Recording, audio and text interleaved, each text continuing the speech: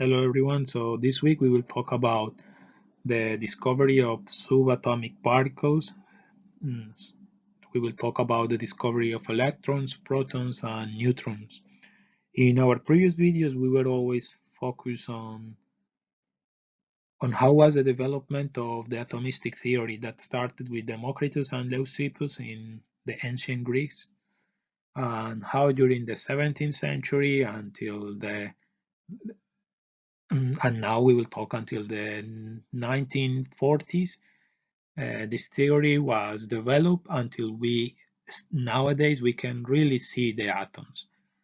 This is important because in the previous session, even when we talk about people like Wilhelm Ostwald and Arrhenius and Faraday, they already assumed the existence of the atoms and they proved that it was useful to follow and to represent chemical reactions.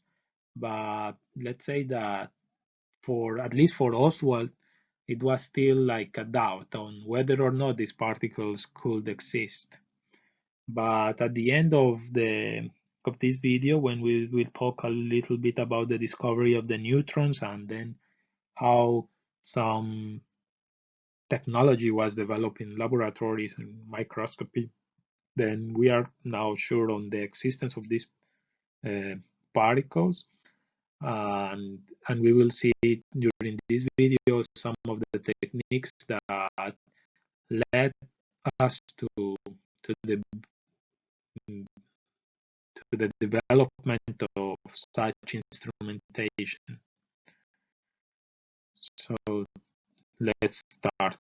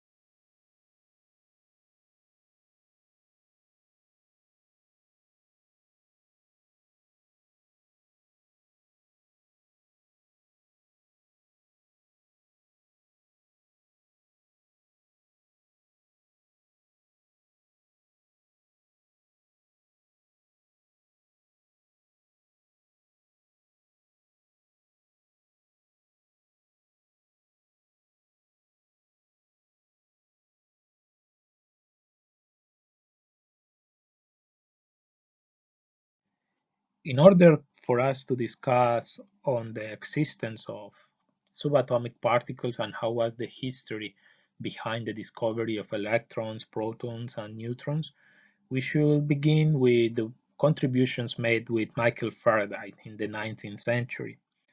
From his experimentation, we recall that he made important contributions, mainly in the field of electromagnetism.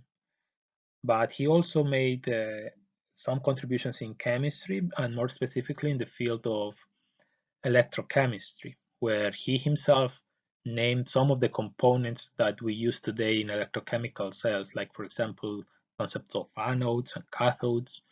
And he also mm, described what is known like the laws of electrochemistry, which relate the mass loss of electrodes with the current in electrochemical reactions and the equivalent weight and so on.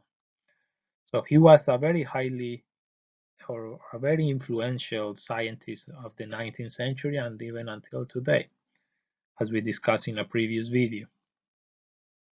What is important about this topic of electrochemistry is that when they try to describe the phenomena of electricity flowing in an electrochemical cell, many times they use what is called like atoms of electricity. And for me, at least, it seems like an evidence that the scientists at the time, they had no notions of the existence of subatomic particles. So since the Greeks, they were doing this research to find whether or not it was possible the existence of atoms. And we, in the previous lecture, then, or in a previous video, we saw that some important contributions in the time of Faraday in the 19th century, they came to the conclusion that these atoms, they were very useful to describe phenomena, but until this time they couldn't see the atoms. So it was like even we found some important chemist or physical chemist like Ostwald, that even being a very one of the most important scientists in the field of physical chemistry, he still had doubts of the existence of atoms. So he considered atoms like an useful model to represent chemical processes, but he wasn't completely sure on the existence of these atoms because, yeah, at this time they couldn't be seen yet. But in the previous video, then we have all this evidence how they discover the existence of atoms and for example, how was useful the study of gases. But for today, what we know or what is important for us is that according to this research on electrochemistry and electricity, then materials were divided in mainly two classes. One of them being the conductors, which is more related to metals, and the second one, the non-conductors, so or also called like insulators, that we find materials like glass or sulfur and others. From experimentation, it was also possible to see that electricity can flow in liquids, gases, or solids, like we just discussed in metals and glass or whatever, but also in liquids, like in the work of Michael Faraday with electrochemistry, and in gases, even in by the simple life experience when there is lightning bolts crossing the air. So the obvious next step will be to try to induce a current flow in a vacuum. And Faraday himself, he attempted to do this, but he wasn't successful because the vacuums he could achieve at his time, they were not good enough. So he was always taking measurements which were affected by the presence of gases. But it was in 1855 that a German glassblower called Heinrich Geissler found a new method to produce a better vacuum than before. And he started to sell these glass vessels. One of his friends was called Julius Blücher, who was a German physicist, and he succeeded for the first time to drive current through a Geissler tube. And his observations demonstrated a couple of things. Like the first is that the glow, which was visible in this type of measurements, it depended on the vacuum level. So necessarily there was a certain amount of gas which was inside the tube, even after the vacuum, that produced some glowing effect when the current passed through the tube.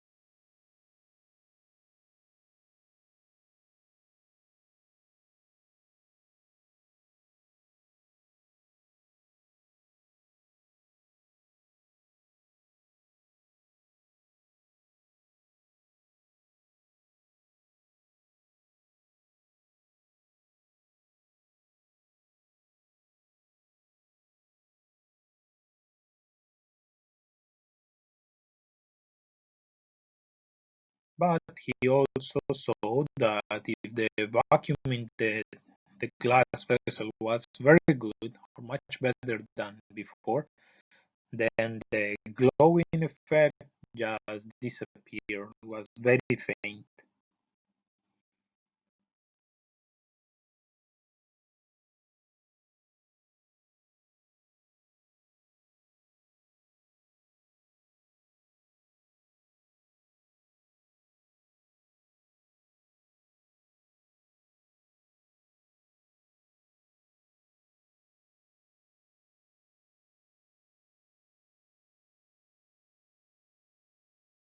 Next, we should discuss on the contributions of William Crookes, who was an English physicist that invented or devised what is known like the Crookes tube, which was also an evacuated tube, but with an even better vacuum. What he concluded was that current starts at the cathode and displays towards the anode. And this was important because it proves that the assumption made by Benjamin Franklin to explain how is the flow of electricity, well, it was not correct, and that in reality the current flows from the negative to the positive it means from the cathode to the anode. But then the question was, what is moving?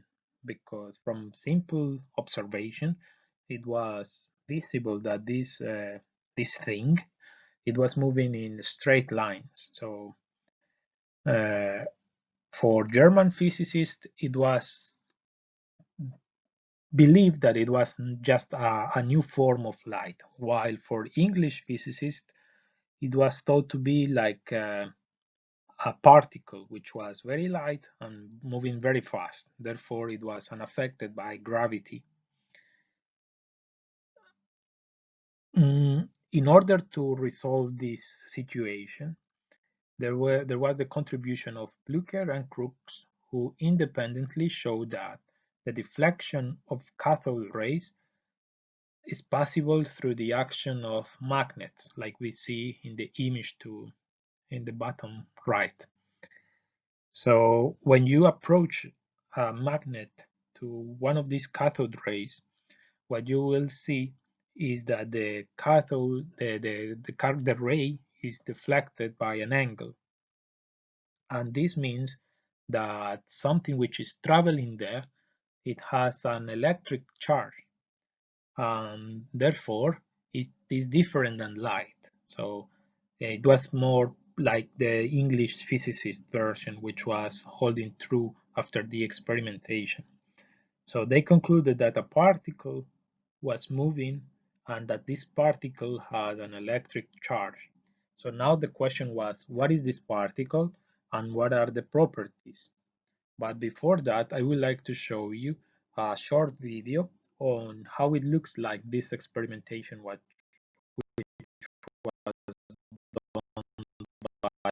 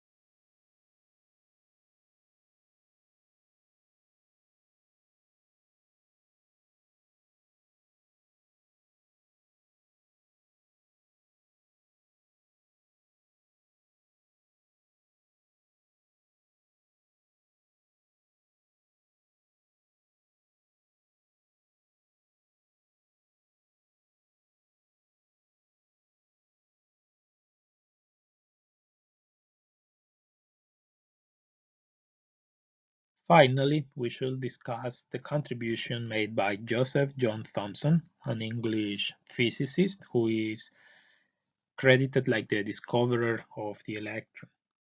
And his contribution was mainly, I will resume in this field in two. Like the first is that he was able to demonstrate that not only magnetic fields but also electric fields can deflect cathode rays in highly evacuated tubes. For that, he used the setup which is drawn in the bottom right of the slide, where you can see that there is the cathode and anode with a scale at the bottom of the tube.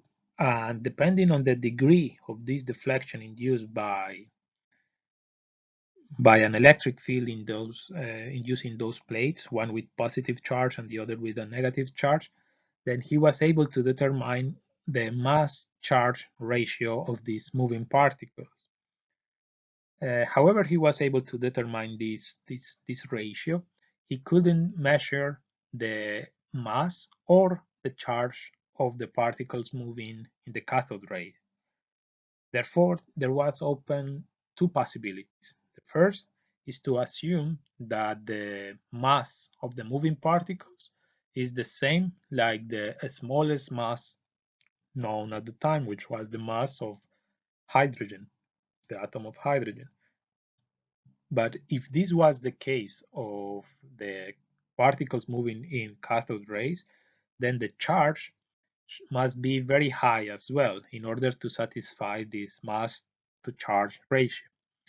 The second possibility was to assume that the particle had the smallest electric charge, which was known at the time, which was those by ions, a hydrogen ion. And finally, it was proved to be the second one, like the preferred assumption.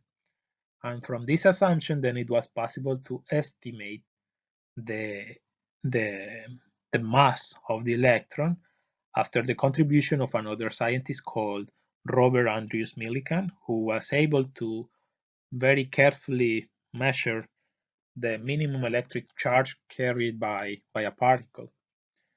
By using then the mass to charge ratio defined by Thomson and the measurements of electric charges as determined by Robert Millikan, then it was discovered that electrons have this relationship of 1 over 1837 as massive as a hydrogen atom, which is close to the value that we use today. Something interesting in this slide about the setup that is used by J.J. Thomson is that this, even though it's a simple setup, this is like one of the components that we use today for important techniques like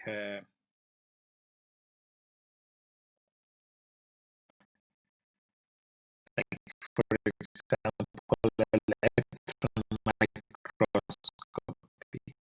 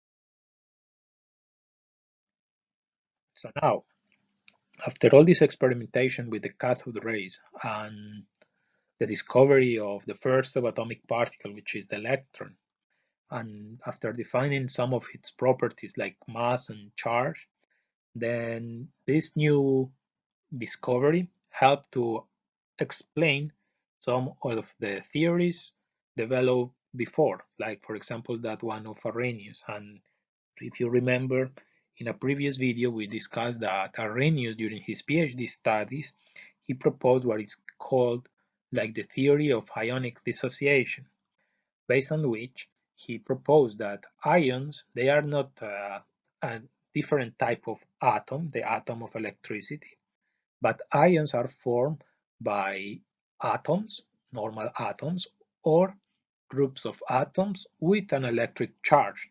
And now the electron could explain the presence of this charge, because if you give a negative charged particle to an atom, for example, of chlorine, then you will be able to form the chloride ion. But if you give one or several electrons, then you will be able to form other anions, like for example the sulfate ion, etc. But this could explain nicely the existence of anions. But what about the cations? Because at this time there still was no experimental evidence of the existence of a positively charged particle, subatomic particle. But in order to solve that, one of the options was that the electrons themselves, they form part of the atom itself. So the structure of the atom is made by a positively charged center or nucleus, and attached to it you can find some electrons that neutralize this positively charged particle. Therefore, if you put one more electron, you will be able to form the anion. But if you remove the electrons from this nuclei, then you will form the cation. And this was known like the Thomson atomic model.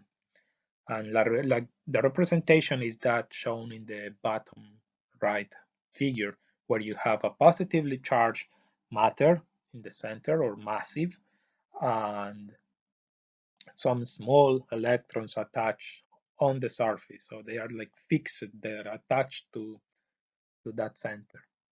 And those can be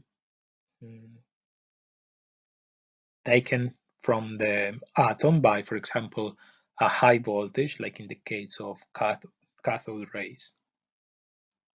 And in this case, if they are charged, then they become good conductors, and they could explain some of the phenomena of electrochemistry developed by Faraday. Later, for the discovery of the proton, it was in 1886 when Eugene Goldstein, was doing some experimentation with cathode rays, but he did some modifications to the tubes. So in the cathode, he drilled some holes, and what he was able to detect is that when the cathode ray was produced, not not only there is a flow of electrons to the anode, but he was also able to measure some particles traveling in opposite direction. The fact that it was traveling in opposite direction, it means that those particles were positively charged. But the problem is that the mass of those particles, it was not always the same, and it depends on the type of gas which was in trace concentration in the tube. It was Rutherford, who was a physicist, British, but he was born in New Zealand. So he was a physicist who suggested that the smallest positive ray particle, as it was called by J.J. Thomson, this type of new particles. So the smallest of these positive rays be the fundamental unit of positive charge, and it was called like the proton. So this is how the, the proton was discovered, and this is, let's say, the second subatomic particle to be discovered.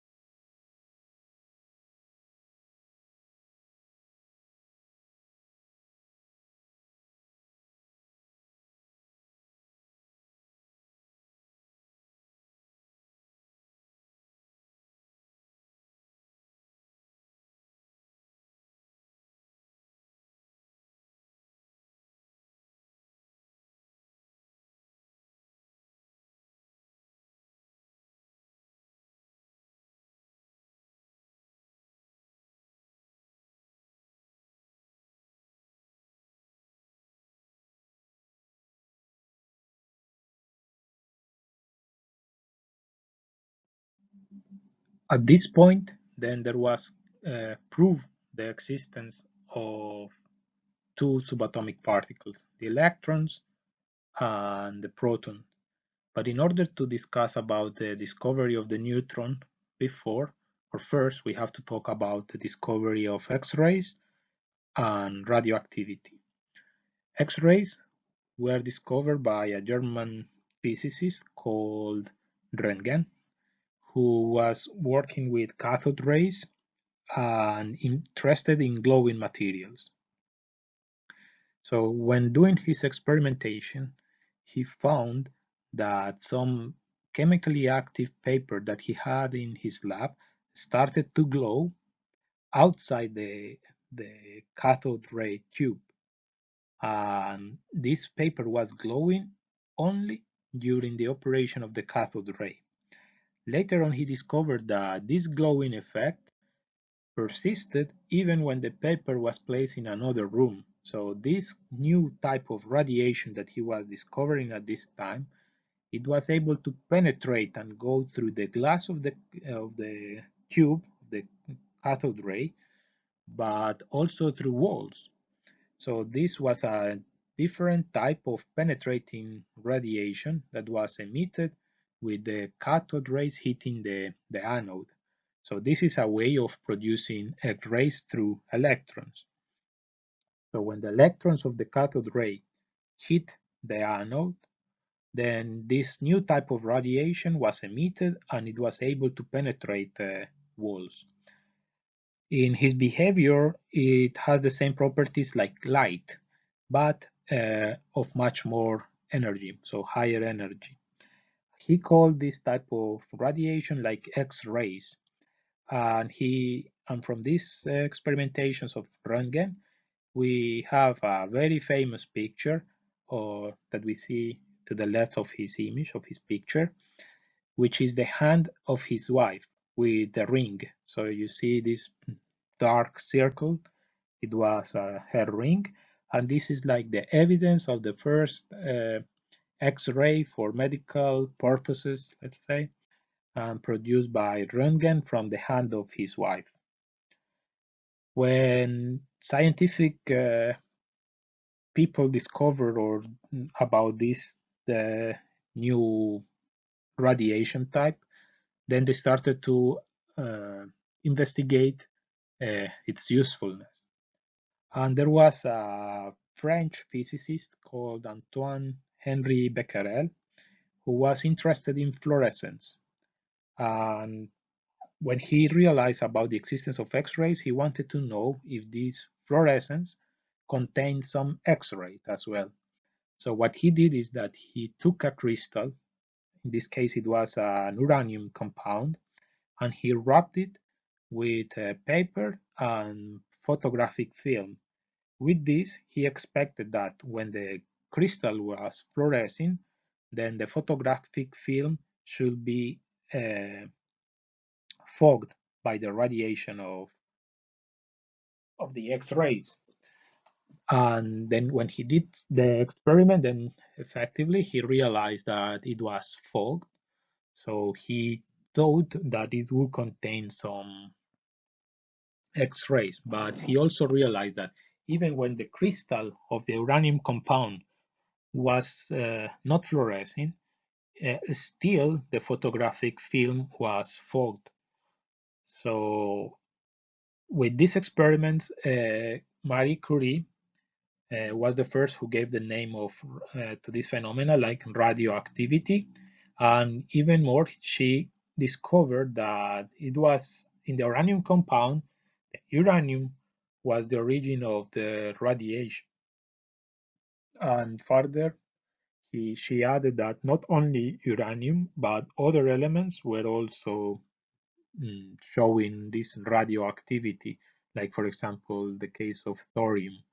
And if you saw the video that I posted last session, then you will see more on the details of how she was working with radioactivity and the applications.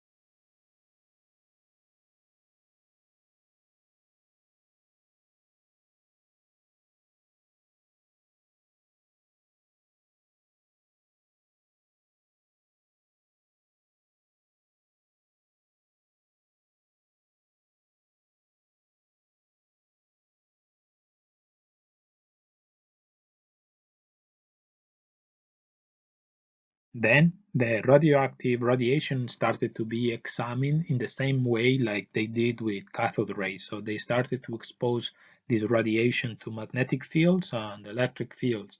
And they discovered that the radiation, this type of radiation, was composed of three main components, of three components. Some of this radiation was deflected in one direction, the other was deflected in opposite direction, and some of it was not affected at all. So it was Rutherford who named the three components as gamma rays for those components or that component which is unaffected, and therefore it behaves like a light radiation, but it was even more energetic than X-rays. The second one, it was the beta rays, which deflected like the cathode rays. Thus, it was concluded that in the case of cathode rays, it is composed or it consists of speeding electrons. Just that for radioactive substances, they are called like beta particles. And the third one is alpha rays, which are slightly deflected but in opposite direction to beta rays. So it means that they have a positive electric charge, but its mass is 4 times more massive than a proton. But the charge of this alpha ray particle or alpha particle was that of only 2 protons. So it has the mass of 4 protons, but the charge of only 2 protons.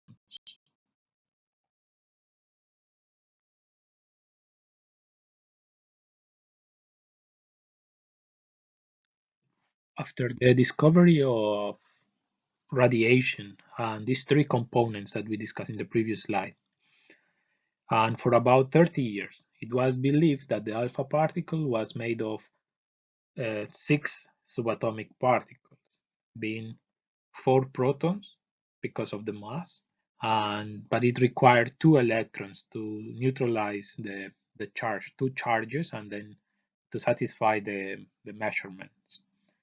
However, in 1932, in 2 papers, starting in February 1932 and then in May of the same year, James Chadwick published the discovery of the neutral particle or the neutron.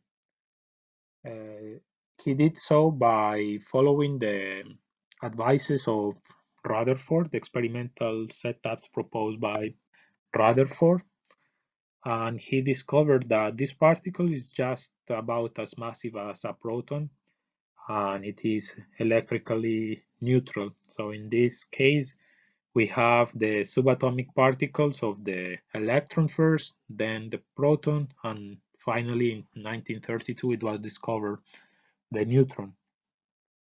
Soon after the discovery of this particle, then it was Heisenberg who proposed that the alpha particle is not as previously defined, but in reality it consists of 2 protons and 2 neutrons. And this is the version that we still hold today and that fits better with the calculations. And finally, for this video, I wanted to show you like last slide on the application of these discoveries of the 19th century. And like you saw, Chadwick discovered the neutron in 1932, and around 1959 there was an American physicist called Richard Feynman, who probably you know him already, who opened the possibility of a new field of chemistry, which is called nanotechnology. And then even in YouTube you can find, I will let you the link for a conference given by him. So now we have evidence by his own voice on what is considered like the beginning of nanotechnology, which is probably one of the hottest topics in chemistry today, and like the natural evolution of this atomistic view of matter that started 2000 years ago. But now in the 20th century, we have for the first time like the image of the atoms that they were proposed from a reasoning process by the ancient Greeks, and now finally we were able to see it in the laboratory. And for that, we should say that the history of electron microscopy started in 1858, precisely with these cathode rays, what we discussed before in this video. Later, it was developed what is known like the cathode ray oscilloscope. And in 1928, it was built the first electron microscope. So now, when you change the wavelength of the light source or the source, the probe, you know that, for example, when you change from visible light for ultraviolet light, you are changing the frequency of the light, and therefore in this case you multiply by 2 the resolution of the microscope. However, it requires some special setup, like for example, you cannot, if you use an ultraviolet light, then you cannot use common glass because it absorbs the light, and then you will need to invest more in optical instrumentation to be able to manipulate this source.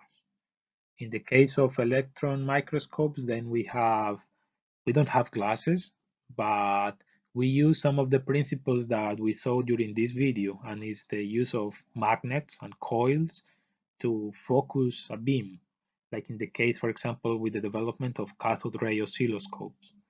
And these beam alignments is what we use today when we use when we try to take images or to use a transmission electron microscope, for example. And the transmission electron microscope, one example in high resolution mode is what we see in the middle of the slide to the right. So what you see there is a layer of graphene, and the dark dots belongs to what we define like the atoms.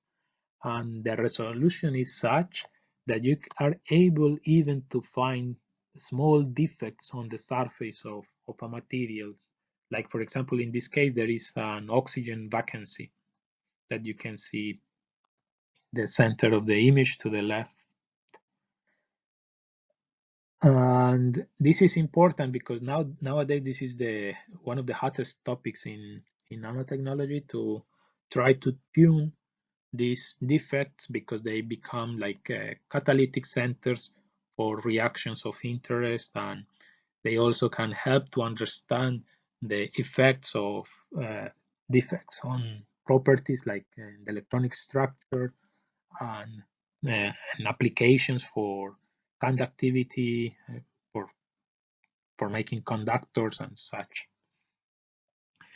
And another important advance, which is a bit later, is the scanning tunneling microscope, which was developed in 1981 at IBM Zurich.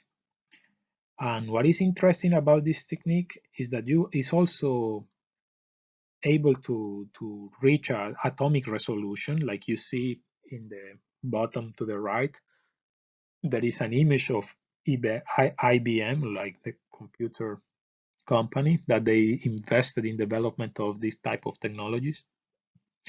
And with this, they are able also to manipulate the atoms.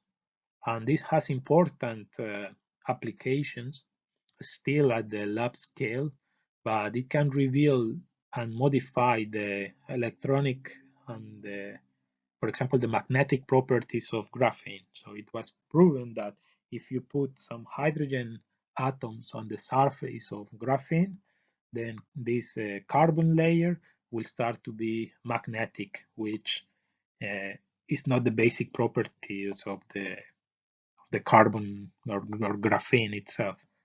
So I wanted to show you this because this is like a conclusion for for all this story we have talked about during these videos. That we started with Democritus and Leucippus when they had this idea of atoms, but how it evolved mainly during the 18th and 19th century, and to conclude that in the 20th century we are able to see those atoms in the laboratories all over the world. So next week we will talk about nuclear reactions, and thank you so much for your attention today.